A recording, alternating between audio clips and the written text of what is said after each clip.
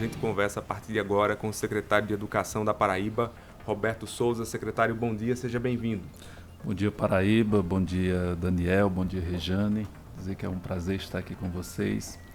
Sobre esse assunto do concurso, que eu sei que sempre causa muita expectativa e repercussão, queria dizer que o governador, sim, pediu que a gente fizesse um estudo para ver a possibilidade de dobrar o número de vagas que inicialmente ele havia anunciado. Essa é uma boa notícia para todos os professores que aguardam um concurso público e para nós também, porque para a rede estadual é muito importante ter um quadro mais amplo de professores efetivos.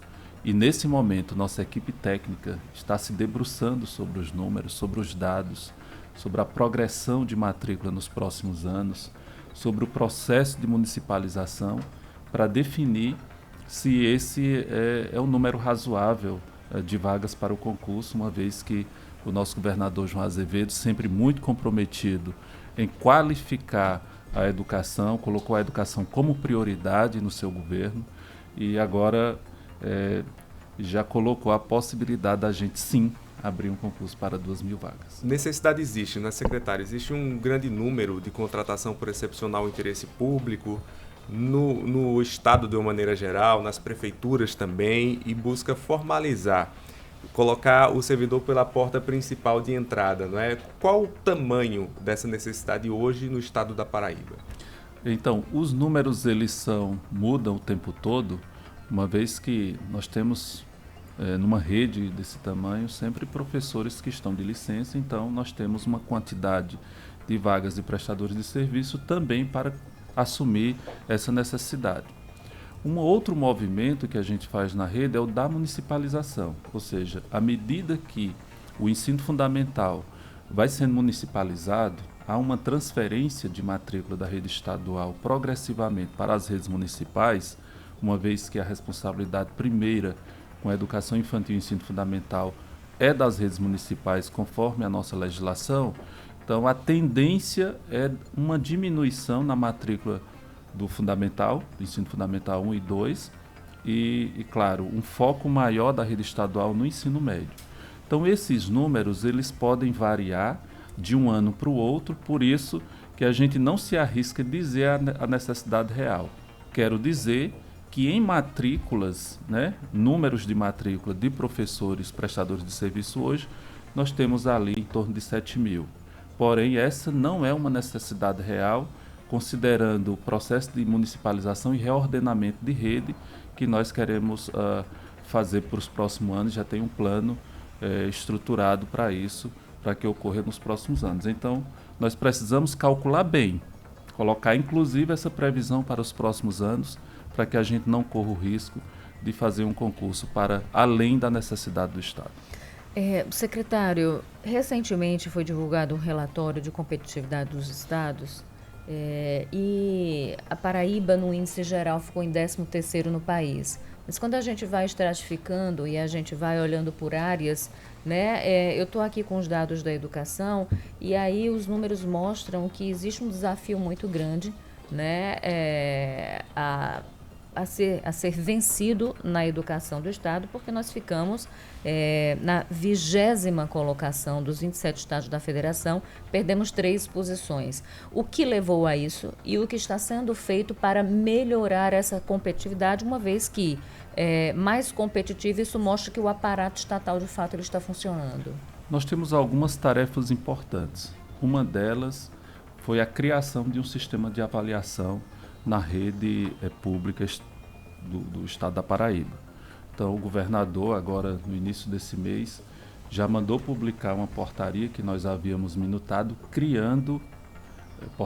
um decreto criando o Sistema Estadual de Avaliação. Isso pontuava baixo, porque o Estado não tinha isso regulamentado. Nós não só criamos o sistema de avaliação, como estamos criando efetivamente na prática. O que é que significa? Que um Estado que leva a sério a educação precisa ter avaliação diagnóstica, formativa e somativa, ou seja, nesses 3 níveis. Como se dá isso na prática? Que o aluno, ao entrar na escola, é importante que ele seja avaliado para traçar o percurso que é necessário para garantir uma verdadeira aprendizagem dessa criança e desse jovem. A segunda é monitorar o percurso desse estudante ao longo do ano, que é a avaliação formativa. E ao final do ciclo avaliar se o aluno foi bem. E aí, o que nós estamos fazendo hoje na Paraíba? Criando um sistema de avaliação mais robusto. Estamos retomando uma parceria com uma das instituições mais bem conceituadas em avaliação externa em larga escala, que é o CAED, da Universidade Federal de Juiz de Fora. Então, ao criar esse sistema de avaliação, nós estamos agora produzindo indicadores e traçando uma linha histórica no estado da Paraíba, tá? Para que a gente possa saber qual a situação atual das nossas crianças e a gente poder traçar metas de desempenho para os próximos anos. Essa foi uma decisão muito importante, tá? Esse ano, que pode mudar esse indicador para o próximo ano. Outras medidas que a gente vem fazendo é diversificar e qualificar a formação técnico-profissional no nosso ensino médio. Hoje nós temos, pelo menos, 57 cursos distintos na rede estadual, cursos técnicos, em 153 escolas de educação profissional, o que a gente chama ECITs, Escolas Cidadãs Técnicas. Essas escolas, elas oferecem cursos que podem, ao longo do tempo, criar uma base sólida de mão de obra qualificada no Estado, desde o ensino médio. Então, esse esforço que o Estado da Paraíba já vem fazendo, nós vamos qualificar. Ou seja, não precisa que uma escola técnica ofereça apenas 1 ou 2 cursos. A depender da matrícula dessa escola, nós podemos ampliar a diversidade de cursos e qualificar esses cursos. Como qualificar? Garantir laboratórios, tá? Garantir professores bem formados para a base técnica. Então, esse é um conjunto amplo, tá, de possibilidades. Mas tem mais coisa que a gente vem fazendo. Nós lançamos no mês de maio o Alfabetiza Mais Paraíba. Ou seja, isso é um programa que fortalece o regime de colaboração do Estado com os municípios. Ora, se o Estado antes focava basicamente na cooperação, na construção de infraestrutura através de convênio com as prefeituras, para a construção de creches, de escolas e convênios para a entrega ou compartilhamento de transporte escolar, hoje o Estado da Paraíba ele tem 2 programas importantes que fortalecem o regime de colaboração do Estado com os municípios. Quais são? O Integra Educação Paraíba, o Alfabetiza Mais Paraíba, e agora o Estado da Paraíba fez a adesão ao Compromisso Nacional Criança Alfabetizada e todos os municípios da Paraíba fizeram. Fizemos uma ampla mobilização para que todos os municípios da Paraíba fizessem essa adesão ao Compromisso Nacional. Pegando o gancho, o senhor falou na construção de creches que estão conveniadas com os municípios. Teve uma fiscalização recente do Tribunal de Contas do Estado da Paraíba que, de 100 obras, apontou que 24 estão paradas. Na verdade, o andamento da maioria está preocupando o Tribunal de Contas do Estado. Como é que o Estado está fiscalizando, já que esse convênio é com a Prefeitura e as prefeituras são responsáveis por essas obras, o cumprimento de que esse recurso destinado pelo Estado, importantíssimo para uma área que é de responsabilidade do município, vai ser realmente empregado e não vire uma obra parada com prejuízo educacional? Veja bem, o Estado faz o convênio com as prefeituras e fiscaliza e acompanha a sua execução. O que nós fizemos agora foi um mapeamento do status de cada uma dessas obras. E agora nós começamos a notificar as prefeituras para identificar quais são os impedimentos para a continuidade dessas obras, porque falta de recurso não é, tá? Então, esse esforço está sendo feito agora, estamos notificando. Aquelas prefeituras que não executarem, nós vamos oficializar para que façam a devolução dos recursos. Secretário, a gente sempre trata de educação aqui porque é um tema realmente muito caro para a gente, né? E a gente costuma falar que, de fato, a educação ela tem a capacidade de transformar pessoas e o ambiente que a gente vive, por consequência, né? Municípios, estados, país. E a gente tem visto ataques ao conhecimento, muitas vezes. A gente tem visto, semana passada nós trouxemos aqui o caso de um vereador que se diz professor, mas que diz que professor não trabalha. E a gente tem visto também que existe um grau de analfabetismo muito grande no país como um todo, ainda. Ou seja, a gente tem um caminho longo. Né? E a Paraíba tem um terceiro pior índice, inclusive, de acordo com o IBGE, só acrescentando. Regiane. Exatamente. E aí a gente teve uma reforma do ensino, ainda no governo Temer, é recente, 2017 para cá, mas me parece que não foi eficiente. E eu costumo fazer uma crítica. Eu acho que nossas escolas e a educação estão trabalhando para o Enem e não para a formação de cidadãos, né? De pessoas com capacidade de senso crítico. Há quem diga que isso é um projeto muito maior, mesmo de emburrecimento da população, no sentido de tirar da população a capacidade de reflexão e de busca pela sua própria emancipação. Eu queria ouvir do senhor o que é que o senhor pensa desse modelo que nós temos hoje e qual seria, de fato, a alternativa ou a saída para que a gente combata esse tipo de analfabetismo. Muitas vezes a pessoa sabe ler e escrever, muitas vezes a pessoa sabe fazer a conta de 2 mais 2, mas não sabe refletir sobre aquilo que está lendo. Então eu queria saber do senhor, como é que a gente sai dessa arapuca? Bem, não é fácil, né? Mas dizer para vocês que a gente que trabalha com gestão, a gente elege alguns eixos de ação. Eu falei da alfabetização na idade certa, através do programa Alfabetiza Mais Paraíba, que aí nós queremos combater o problema do analfabetismo na origem, ou seja, resolver esse problema já nas primeiras séries do ensino fundamental, para as novas gerações, para as crianças que estão atravessando esse ciclo da alfabetização neste momento. Quando a gente fala em construção de creches, a gente também está falando desse assunto. Quanto mais cedo as crianças chegarem ao ambiente escolar, maiores chances elas terão de se alfabetizarem na idade certa. Ou seja, quanto mais cedo essas crianças chegam à escola, mais a gente combate esse problema. Essa é uma frente, tá? Voltadas para a alfabetização de crianças na idade certa. A outra é uma frente voltada para a alfabetização de pessoas acima de 15 anos de idade.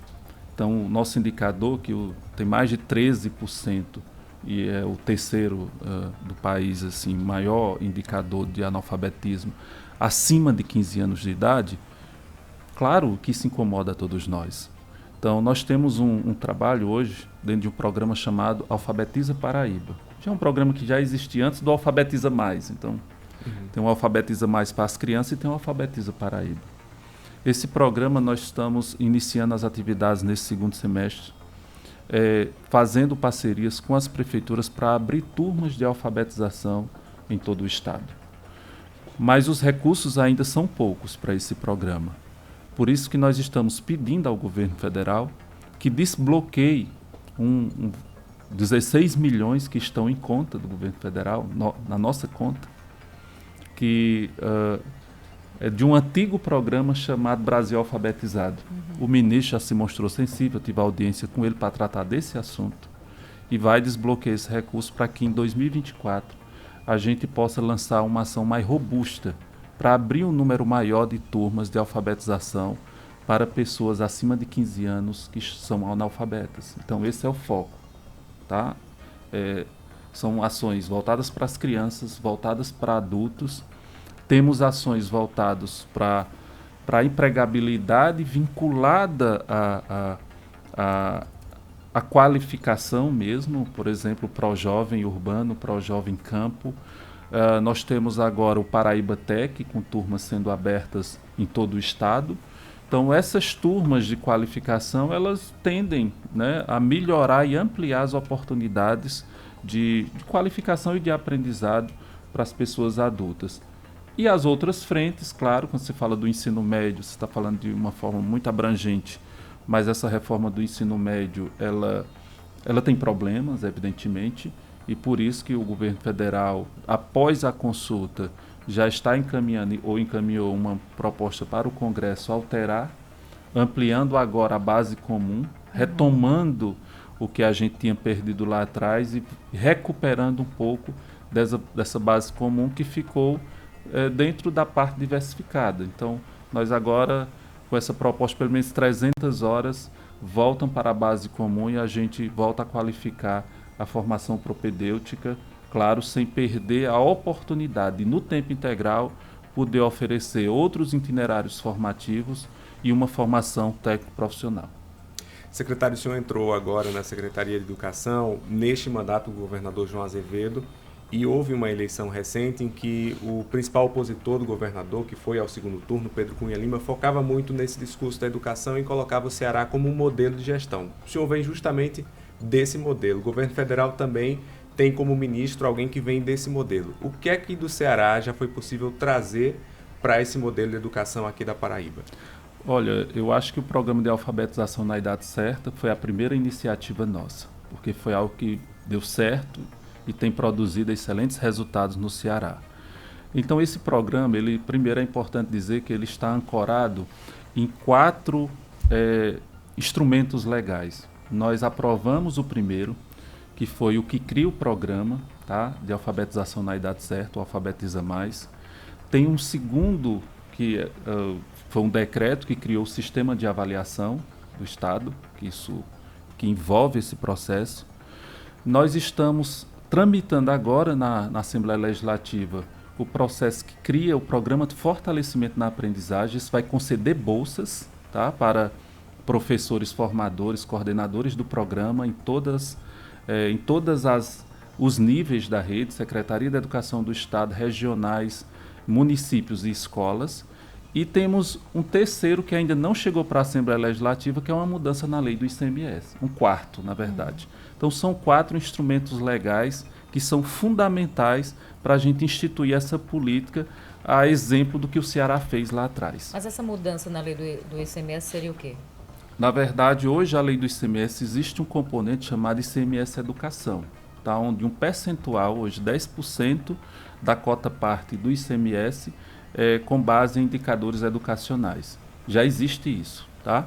O que nós estamos fazendo é propondo uma mudança nessa lei, colocando um peso maior na aprendizagem, nesse caso na alfabetização de crianças. Resumindo, o que é que significa? Que aqueles municípios que alfabetizarem o maior percentual de crianças na idade certa receberão mais recursos. Então é um estímulo, um incentivo para que de fato os municípios cuidem, né, de fazer um acompanhamento correto das crianças nas suas cidades, para que elas de fato tenham acesso à sala de aula e à educação no tempo certo. Tem previsão de quando isso começa a acontecer? Na verdade já começou. Já começou. Começamos no mês de junho com a aplicação de uma avaliação de um teste de fluência. No mês de agosto nós chamamos todos os secretários no seminário estadual para mostrar a análise desses resultados. Cada município recebeu seu resultado. Municípios que já estão muito bem na alfabetização de crianças que estão matriculados hoje no 2º ano do ensino fundamental. Mas existem municípios muito desafiadores que não conseguiram ainda avançar. Então eles receberam esses resultados e agora estão trabalhando com um conjunto de estratégias que a Secretaria de Estado vem orientando. Nós conversamos com o secretário de Educação da Paraíba, Roberto Souza. Secretário, muito obrigado pela sua participação aqui. Já fica um convite feito para uma outra oportunidade de tratar mais temas de educação. Tem muitas ações e é muito importante para todos, né? Eu que agradeço, Daniel, agradeço, Rejana, Obrigada. Agradeço a todos que nos acompanharam aqui. É sempre um prazer estar aqui.